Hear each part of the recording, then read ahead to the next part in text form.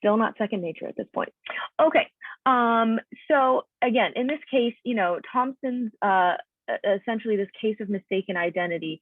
Thompson's not at fault. She wasn't doing this intentionally. Her brain was doing the best that it could with the information that it had. But it was the circumstances that were surrounding the retrieval of details that altered the accuracy of her recall. And so we're going to talk about cognitive research that shows us that actually any one of us would be just as likely to make the same mistake too if we had been in her position. So I think I've briefly mentioned Elizabeth Loftus in the past, but she is a really notable cognitive psychologist who's done a lot of research in the area of eyewitness testimony and its accuracy, as well as people's memories being vulnerable to suggestion. And so in the 1970s, she ran a slew of different studies. And the results of her studies really directly challenged the pre-existing idea of the time that that memories couldn't be altered once they were stored away in long-term memory. So again, we have this idea of, well, there are a lot of different steps before a memory gets to long-term storage where it can be interrupted. It can be interfered with, decay can happen, etc. But once it gets to long-term memory, like it's golden. Nothing can touch it there. Her studies actually showed that the way in which information or questions were presented after somebody saw a more complex event could actually influence or change the person's original memory. And so Loftus was able to do this with a couple of different studies. So one of them, and this is one of the studies that she's most well known for. And so in this study with Miller and Burns in 1978, what the researchers did was they showed participants a series of slides in which there was a sports car that was stopped in an intersection. And then it turned the corner and it, supposedly hit a pedestrian. And so half of the participants saw a stop sign that was at this intersection, and the other half of participants saw a yield sign. And so Loftus and colleagues, they varied the amount of time after which they then asked participants to remember what they had seen. And so there is a really critical question on this recall portion of the study, and it was asking about another car that had passed the car that had hit the pedestrian. So there was a sports car and there was some other car that was in the intersection depicted in the slides during the time of the accident. And so for some of the participants, the question mentioned the sign at the intersection, and this actually matched up with what they had seen in the slides. So for some of them, it was asking about, did the other car stop at the stop sign at the intersection? And they had seen a stop sign. Same thing for the yield sign as well. However, for other participants, there was a sign that was mentioned, but it actually didn't match up with the sign that they had seen in the original slide. And so the question that the researchers had with this study and why they designed it the way that they did was they were trying to see if participants would be misled by inconsistent information involved in recalling something. And then so after participants answered the questionnaire, then they were shown some more slides. So they were shown them these slides in pairs. So one of the slides was an old slide that they had seen before, and then one of them was new. And then what they had to do was they just had to select the slide that they had seen at the very beginning initially. And so this sounds very complicated, but essentially what the researchers found was that the participants who had filled out the questionnaire where there was inconsistent information. So there was information that was not accurate to what they had seen, were actually influenced by the information when they had to select between two slides. So for example, if they had seen a stop sign, but the questionnaire had asked them about the yield sign, they were then more likely to, during this recognition period, right, where did you see this slide or did you see this slide?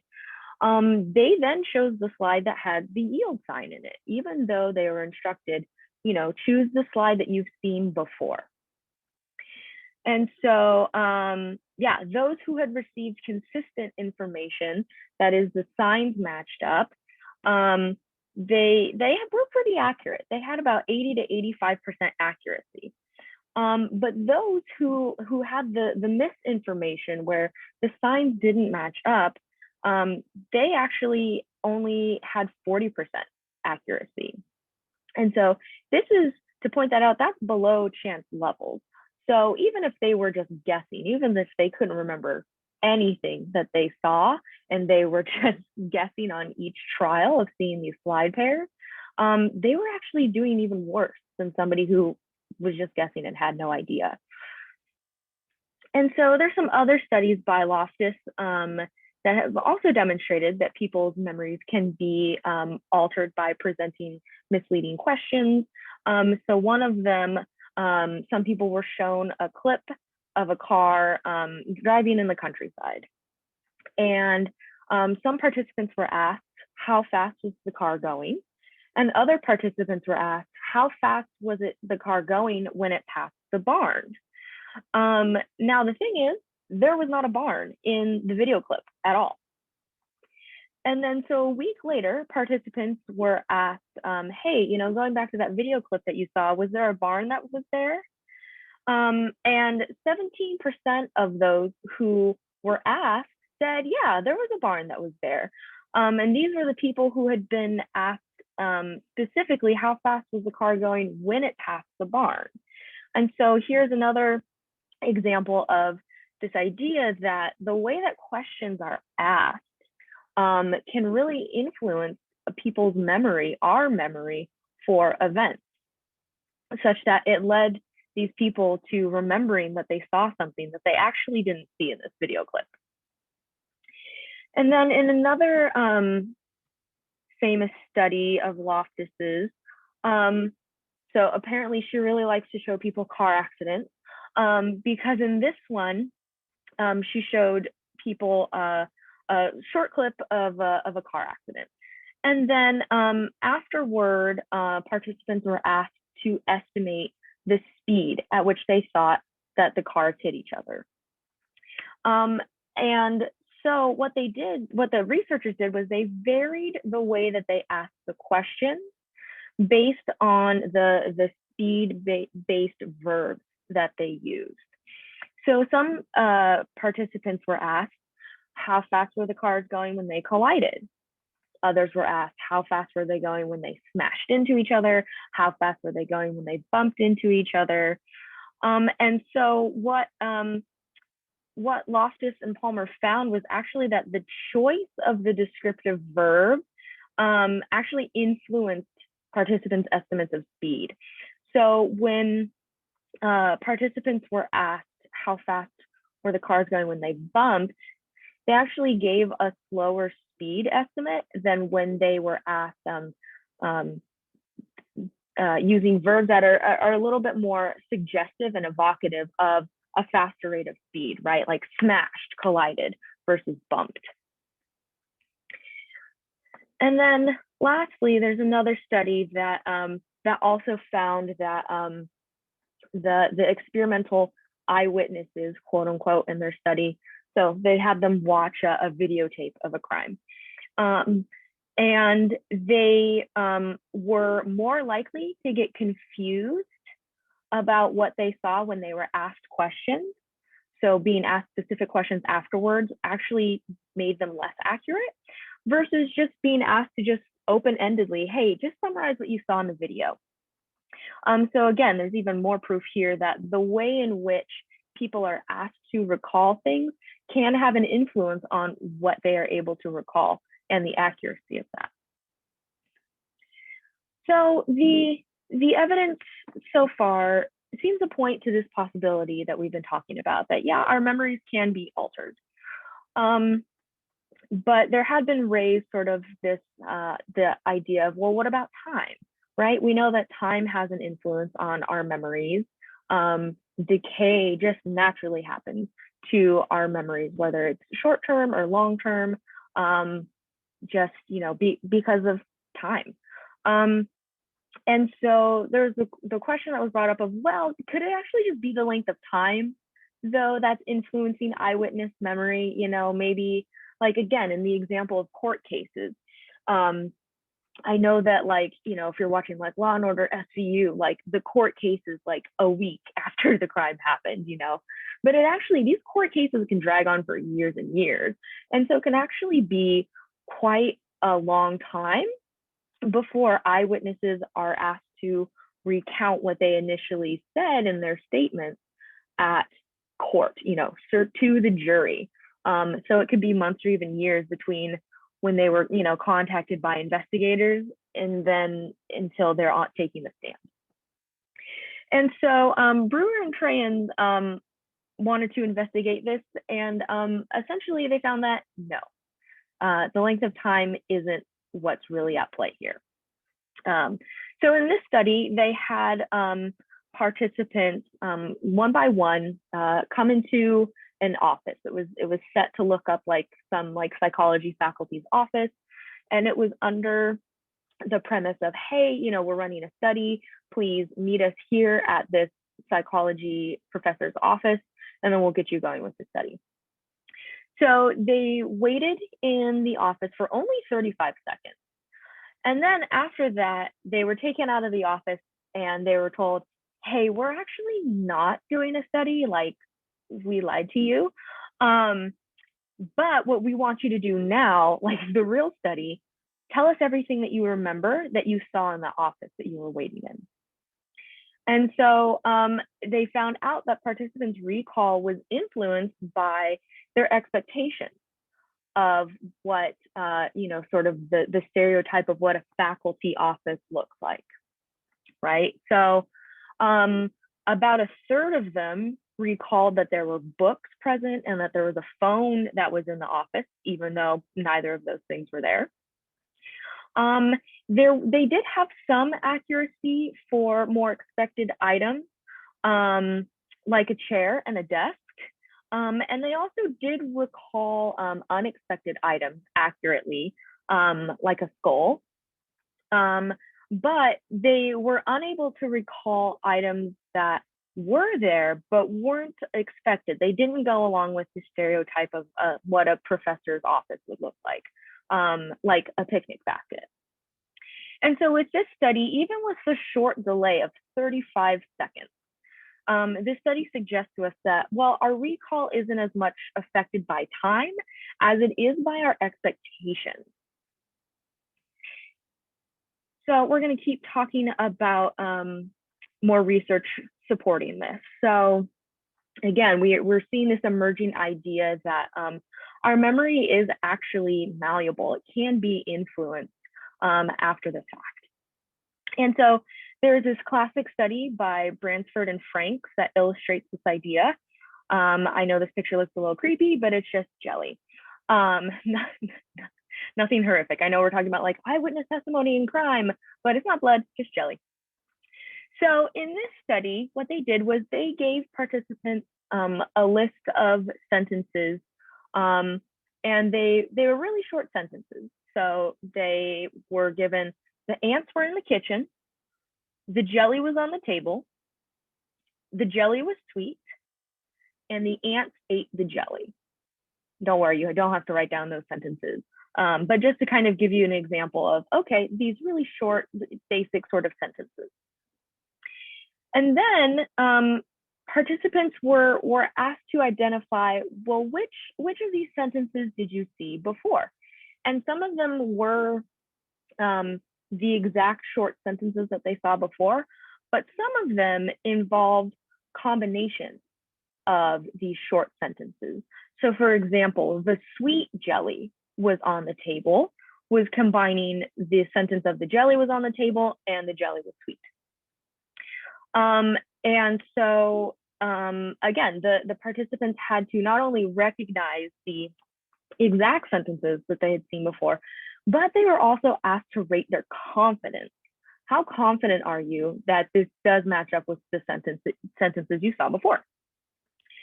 And so they were actually most confident in recognizing, in air quotes, the sentence that actually combined all four of the simple sentences. So everybody was the most confident when they saw the sentence, the ants in the kitchen ate the sweet jelly that was on the table, even though it had never been presented to them. And so Bransford and Frank's explanation for this was that participants, they hadn't stored an exact copy of these sentences in their memory. Instead, what they had done was they had abstracted, right? They had pulled out and reorganized the information that was in the sentences. And this led them to integrate their ideas and to then store the integrated ideas. And so then again, we saw these participants were having difficulty differentiating between what they had seen before and what they had told themselves they had seen before. So what they had taken in of the sentences and said, oh yeah, that's exactly what I saw before. And so, it could be argued that, well, maybe this is what was happening in Elizabeth Loftus's studies as well. So maybe they were integrating their original memories with the questions that had been posed to them. So again, they were abstracting, they were taking other information and adding it to their memories. And then if the later questions that they were asked were misleading, right? Because some of the questions that Elizabeth Loftus asked weren't misleading. Sometimes it lined up, it was accurate. But in the cases where the questions were misleading, then that incorrect information became integrated into the original memory to produce a distorted memory. But the participant didn't see it as distorted. They said, well, that's what I remember. So based on these results, all of these studies that we've talked about, let's talk about some things that we know about eyewitness testimony, at least that has sort of come out of the lab that we've been able to put towards theories, right, in suggesting what can go wrong in eyewitness testimony. And so researchers have found that errors are more likely under these following conditions. So the first is that when there is a long delay between the original events and the time of giving, testimony, and like with our other memories, our accuracy does decline with time. So I know that Brewer and Treyans, they showed, well, time isn't as much of an influence as our expectations are, but that is in the short term. So again, like I said, the longer it takes for somebody to be called to be an eyewitness in a case, the more their accuracy may have declined over time. So we also know that errors are more likely when misinformation that they're given is actually plausible, is actually like, oh, well, that actually could have happened. So people are more likely to say that an event happened to them, even if it really didn't. But we're more likely to say that something happened to us if the event seems consistent with other experiences that we've had, right? So going back to the Loftus study with the barn, if you're driving through the countryside, yeah, a barn is actually plausible, as compared to maybe say like an amusement park, right? Like you're much more likely to see a barn in the countryside than a roller coaster. And so in that case, it showed us, oh, well, yeah, in the case where something is more believable, essentially, people can be more likely to say that they have seen that before, even if they haven't. Another condition to keep in mind is social pressure. So when somebody is under pressure to provide a specific answer. So testimony is more accurate if a witness is allowed to say in their own words what happens, They're also more accurate when they are given plenty of time, and also when they're allowed to say, I don't know. If you've ever seen recordings of police interrogations and interviews with people, sometimes these conditions are not the case. Sometimes people say, I don't know. I don't know what happened. And the police might say something like, come on, like, stop BSing us. You know what happened. In that case, that's an example of social pressure. You are not being allowed to say, I don't know, as an answer. That's not a good enough answer. And often the police are pressuring you of like, come on, man, like you gotta tell us this information quickly. Like, that guy's still out there. Like, he could strike again. And so there are these more sort of coercive conditions that have social pressure behind them. So another condition is actually if somebody's given positive feedback. So I know normally we think like, oh, positive feedback, like that's really good, that's beneficial to people. But actually, in the case of eyewitness testimony, even excuse me, even a simple "okay" is enough to produce this kind of effect. So if someone is asked, well, what did the person look like that you saw? They describe the person. They say, "Okay." That is reinforcing, right? That is conveying to this person, oh, I did the right thing. Like, that is the description. Okay. And of course, as we've seen, if there are leading questions that are asked during an interview, again, the nature in which we are asked to retrieve information is really important. So leading questions are those that are biased in a particular direction. So things even like, well, how tall was the Black man that you saw versus, well, how tall was the person that you saw, right? You're implanting information that may or may not be true, but might be leading the person you're asking to a certain conclusion. And then, of course, if there aren't any, easily identifiable features of somebody who the eyewitness is talking about, right? So if they don't have like a visible tattoo, if they didn't have like a neck tattoo or like a full sleeve, or if they didn't have, like really distinctive like freckles or a mole on their face or something like that, they were just sort of ordinary looking. We then tend to depend on more general characteristics of somebody, like the shape of their face. Was it kind of like a long, oblong face? Was it round? Their hairstyle, right? These things that are a lot more general and a lot more difficult to say, oh yes, that was the person I saw. If you see a lineup, right, of, people with like prominent jaw, and there's 6 of them, and they're all like, white, 6'2", male, blonde hair, blue eyes, right? They have a similar sort of build. It's a lot harder to pick somebody out than if one of them, had a face tattoo, right? And so because of this, some psychologists have argued that eyewitness testimony should have less weight in the courtroom. And others have said, no, actually, if jurors are informed about the findings that we have about eyewitness testimony, they can actually be more careful in their acceptance of eyewitness information. They can maybe judge it for themselves. But however, the influence of, context, misleading questions, and so on is obviously really complex.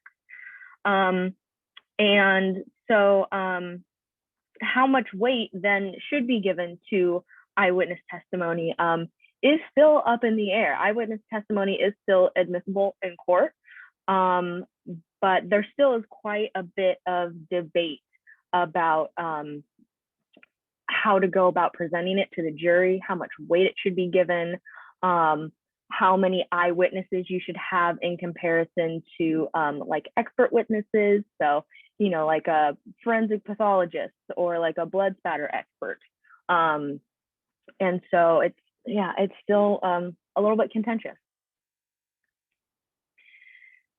So now we're going to move on and talk about some other instances of distorted memory. And so one of the biggest debates that really kind of blew up in cognitive psych concerns the issue of our forgetting, retrieving, and creating our autobiographical memories. So the memories about ourselves. And there are issues concerning whether victims of abuse can and or do repress memories of abuse, whether they can retrieve them, if they can retrieve them accurately in therapy or while being questioned by police or while talking to a pastor. I mean, any sort of condition in which they might be working with someone else to try to recall something. And so I'm just going to talk about real quick the differentiation between eyewitness testimony, false memories, and recovered memories. Because all of them do have a sort of autobiographical flavor to them, but they all are different concepts. So like we've talked about quite a bit so far in this lecture, eyewitness testimony is really focused on recall for information pertaining to a specific event. And this is usually something that's happened over the past days, weeks, or months. So it's shorter time period and it's really focused. Whereas false memories and recovered memories are typically memories of events that have supposedly happened several years, even several decades before in the past. So in the case of false memories, it's kind of in the name already, but these are memories that never occurred, but the person thinks that they did. And so has anybody ever heard of the Mandela effect?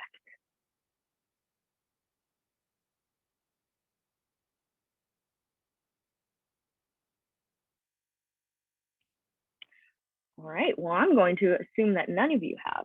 So we're gonna watch a video on it. If I can get my video to work again. Oh no. Cool, okay, I guess PowerPoint doesn't want me to embed videos anymore. So hold please while I navigate over to YouTube. I wish I had like really awkward like elevator music that I could play as we go through this. So this is a time.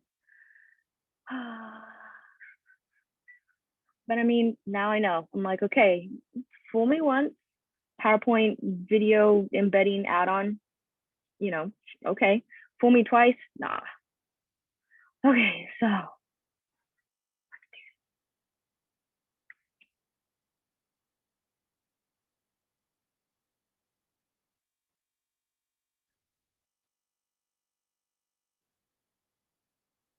okay, and add. I'm gonna skip it once it lets me.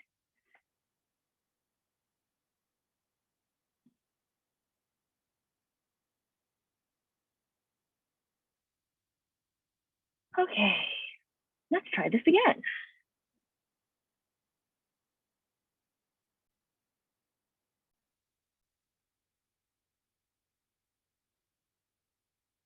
That Pikachu never looked like this, but has always looked like this. Or that Freddie Mercury... I shared the sound. Why is the sound not working? Man, the struggle is real. The sound was working. Yeah, we could hear it. Share sound. Share.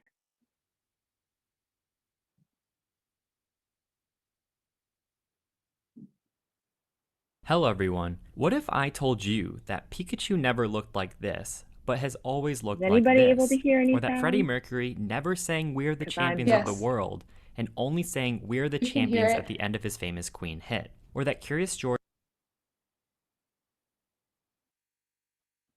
We are able to hear it. oh, you can't all hear it. Well, that's good. So I'm like, well, okay, I can't hear it, but as long as you all can hear it, that's fine.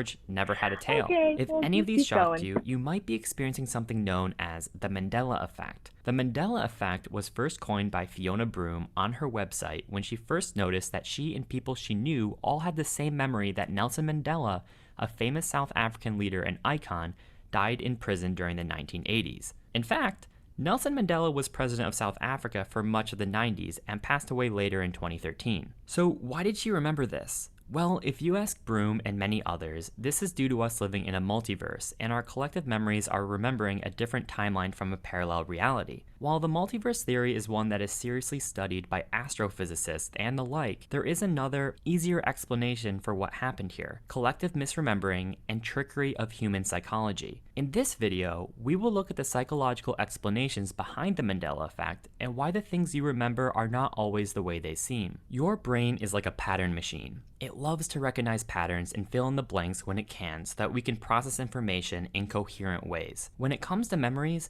this can lead to our brain filling in the blanks in incorrect ways and finding patterns that aren't there. The Diess-Roediger-McDermott paradigm is not only a mouthful to say, but is an example of how we can misremember things simply by association. You can check out my memory test video to see if you fall for it. Essentially, this is how the test normally goes. A participant gets shown a series of words that are similar to each other: bed, pillow, blanket, etc. Later they are asked to freely recall the words that they saw, and they tend to misremember certain words, such as sleep, which is related to the presented words, but was never shown. You try it. It's hard, and it turns out our brains are very likely to misremember seeing words that were never on the list, simply because they were related to the other words. A false memory. Our brains love to group things together into packets of knowledge that we call schemas. Schemas can be thought of as webs of knowledge in our brains. We have schemas for sports, we have schemas for groceries, we have schemas for summer beach days, etc. Schemas are helpful to us when trying to remember things because it allows us to quickly retrieve knowledge at any given period of time without having to sort through all of our knowledge. But as you might have guessed, there's a downside. For example, in one study in 2016, 88% of participants of an online survey picked Alexander Hamilton as a US president from a list of names, despite him never having that title. This is due to the fact that his name is often used in history classes and Broadway musicals with other US presidents and historical figures. This leads to Hamilton's name being encoded in our brain near where US presidents are stored. So when we remember Alexander Hamilton, neurons in close proximity to where that memory is stored are set off, and we might mistake him for a president of the United States, betrayed by our schemas. Sometimes our brains even remember things that just plainly never happened by being influenced by a source in what's called source monitoring errors. Psychologist Jim Cohn demonstrated this in his Lost in the Mall procedure. In this procedure, he described to his family an imagined event about his brother getting lost in the mall. Not only did they believe it, but his brother added to the story as well. Elizabeth Loftus later performed this procedure on a larger sample and found that 25% of participants believed a described false event was real. This just goes to show that we really can imagine things that never happened based on minimal material. The examples I just showed you are obviously a little simplified to illustrate the effect better. But as you can see from these few concepts, it's incredibly easy to misremember things, and we shouldn't always trust our memory. So let's quickly go through some examples of the Mandela effect and why they might occur. Kit Kat logo. Some people remember it like this, when it's actually this. Why? Your brain is probably overgeneralizing it and inserting a hyphen because many similar words also have a hyphen. Monopoly Man. Think he has a monocle? Nope. Why? Well, just a hunch, but we tend to use monocled men to represent old-timey wealth and prestige. And also the Einstein Bagels logo guys have bagel monocles, and they are pretty similar. Berenstain Bears?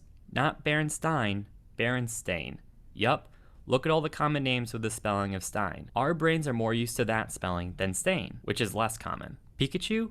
Easy. Our brains are taking the pattern on the ears and overgeneralizing it to the tail. We Are the Champions? No clue, but actually I guess Freddie Mercury may have said "of the world" in a concert recording. Every bar or club I've been to, people say "of the world," so maybe people just assume that's how the song ends and we remember that. Curious George? Come on. We think all monkeys have tails. Why would this change here? Well, Curious George doesn't fit that prototype that's in our head, so we tend to remember him with one. And we can go on and on and on. But one thing I want to bring attention to is that the internet always tries to make this seem so strange.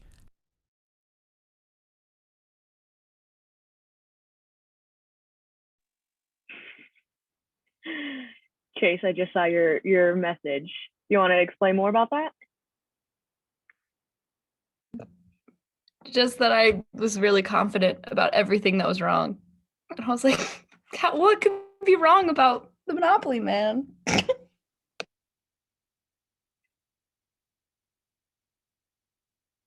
just remembered everything wrong.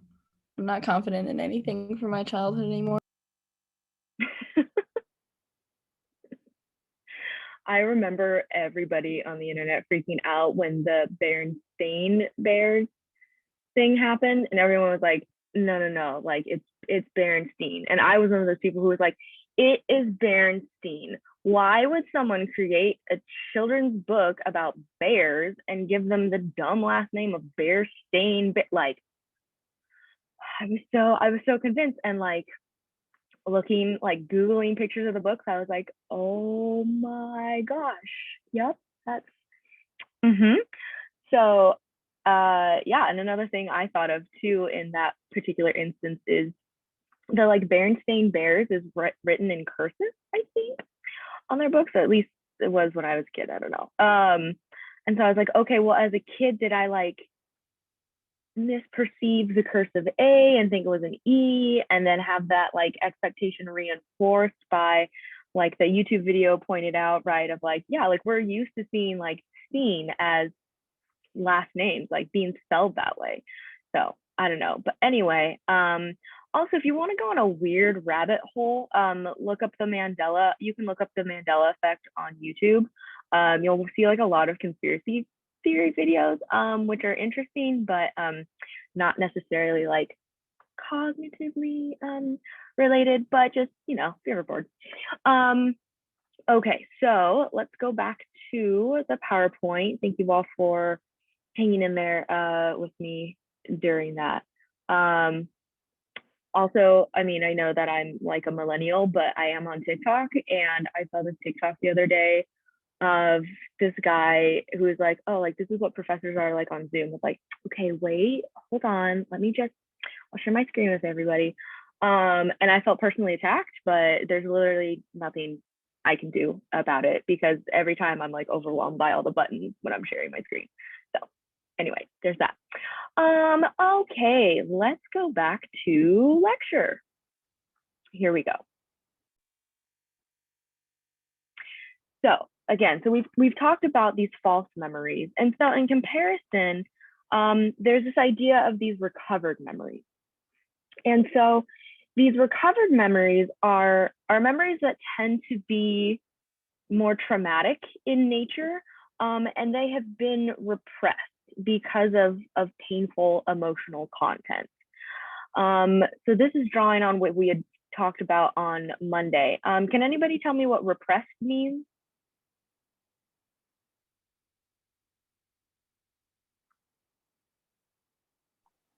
Like motivated forgetfulness. Yeah, absolutely. It is a type of motivated forgetting.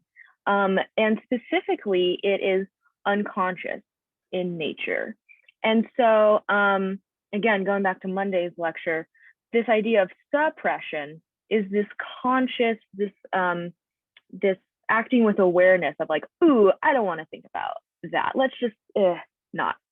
Versus repression is you are not consciously aware that you've buried it down. It is in your unconscious. It is an unconscious memory or thought. So just again to kind of differentiate between those two. So again, good old Elizabeth Loftus. She's everywhere in this memory distortion area of research. So we're going to talk about some studies in labs actually that have been done on false memories. And actually, we'll see that researchers have been able to implant false memories. And we'll talk about the implications for our memory for that. So in this first study by Loftus and Pickrell, what they did was they first identified participants, and then they had their relatives come in and be interviewed about events that happened in the participants' lives. And then experimenters, they took this information and they also asked the relatives, hey, like, what was like the name of the mall that, Jessica, lived by as a kid. And so then the experimenters, that should say experimenters, not the experiments themselves. The experiments did not gain sentience and start doing things. But the experimenters then took this information and they created this made up account of the participant getting lost at, the Oakview Mall, whatever, at the age of 5. And so then they were essentially just given booklets with stories of their own like personal childhood memories of like, oh, that one time that you fell off the swing and had to go get stitches or whatever. And so they were given 4 stories, 3 of which were actually from their childhood. And then the 4th story was this made up story of like, oh, that one time you got lost at the mall when you were 5.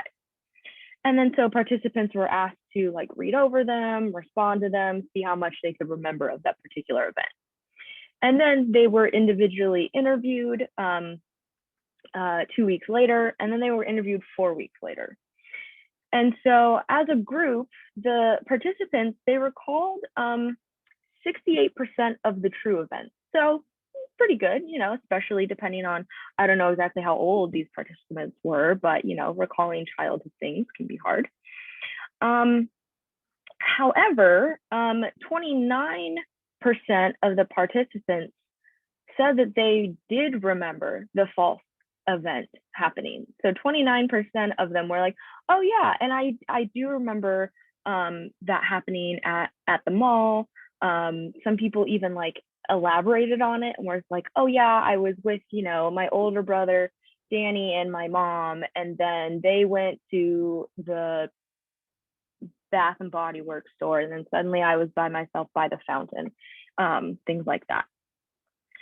And so what these researchers suggested from their results is that false memories can be formed through suggestive questioning, the ways in which information is presented to people, right? You're giving this information to participants and saying, hey, these are 4, we interviewed your uncle and he said these were 4 things that happened to you in childhood, right? So you're already telling participants, this is true, this happened to you. And so again, there's this idea that our memories can be acted upon, even though they're supposedly, long-term, they are still malleable. And other researchers have also been able to induce false memories. And just to note too, the ethics of this, in all of these studies, at the very end, they told the participants, hey, so here's what we were doing. This was the information that was true. This was the information that was false. You did not get lost at the mall when you were 5 years old, when you were with your brother Danny and your mom. Like, so they didn't let these participants go off with these false memories. Like, oh my gosh, yeah. And mom, this one time when I was 5 and I got lost at the mall. So just an ethics FYI. But another set of researchers, Hyman, Husband, and Bylines, they were able to get their participants, 25% of their participants, to falsely recall like different childhood events. So things like being hospitalized for an ear infection, having a 5th birthday party with pizza and a clown, which the last part of that sounds terrifying. Please just hold the clown and I'll take the pizza. Spilling punch at a wedding reception, all these things that are, again, plausible, right? These are plausible things that could have happened, but they didn't actually happen. And Gary and Wade, they looked at the modality at which they gave people misinformation. And here they gave some participants fake stories and then some of them fake pictures. And actually, it turns out that the fake stories were better at creating these false memories. And so, and again, these studies show us that it is easy actually to create plausible memories in comparison to implausible memories. And also that the more that somebody might be asked about an event, the more likely it is that they might report that. Again, this idea of the confidence that's involved in that. And so finally, this same malleability and susceptibility that our memories have can also be at play in so-called recovered memories. So I want to be clear here, not all memories that are recovered memories are false. There have definitely been instances where people have recalled like childhood abuse or other horrible things that have actually happened. But we're going to talk about again sort of the susceptibility that goes on there. And so again, this idea of these recovered memories is that people are able to forget, right? To repress, to unconsciously say, no, we are not going to allow you access to that. That was bad. And so the people can forget their childhood experiences for a lot of years, and then they can recover their memories either by, maybe being triggered by it, right? Seeing something on TV or hearing a story on the news, and they're like, oh my gosh, that also happened to me. There have also been cases of people who have undergone hypnosis or have worked with a therapist to uncover these memories. And a lot of the discussions about the concept of recovered memories, it actually focuses on, unfortunately, childhood sexual abuse. And this was in the wake of the satanic panic of the 80s and 90s. Has anybody ever heard of the satanic panic period?